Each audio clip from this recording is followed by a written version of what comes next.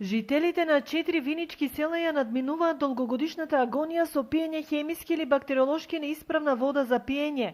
Неажурноста на местните заедници со редовно хлорирање на водата резултираше со лоши резултати од Центарот за јавно здравје во Кочани.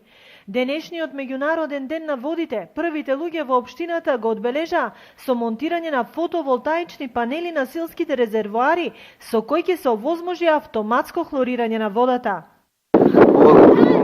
Започето во 4 населени места, Трсино, Трстие, Преклани и Крушево, а план е оваа година да се изгради филтер станица во селото Трсино. Преку проектот што веќе 4 години не е спремен и е во Министерството за финансии, значи обезбедени се пари за овој проект, да се работи на урбанистичката документација.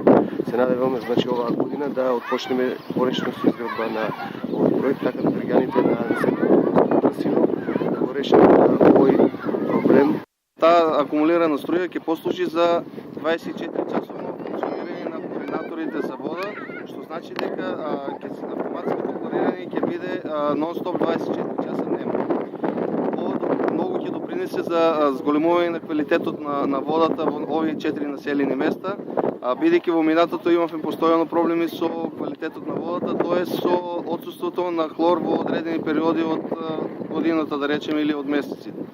Во неколку населени места во кои што не стопанисува ЈП Солидарност Виница, како што е село Трстија и село Крушево, хлорирањето досега го вршија представници од местната заедница, меѓутоа, бидејќи немаат обврска, не се вработени во јавното претпријатие, и таа обврска не ја исполнува целосно. Така да, на овој начин сега, со автоматизирање на хлорирањето, водата ќе биде 24 часово заштитена и 100% заштитена бактериолошки. Оваа инвестиција е од општинскиот буџет и е во висина од околу 260.000 денари.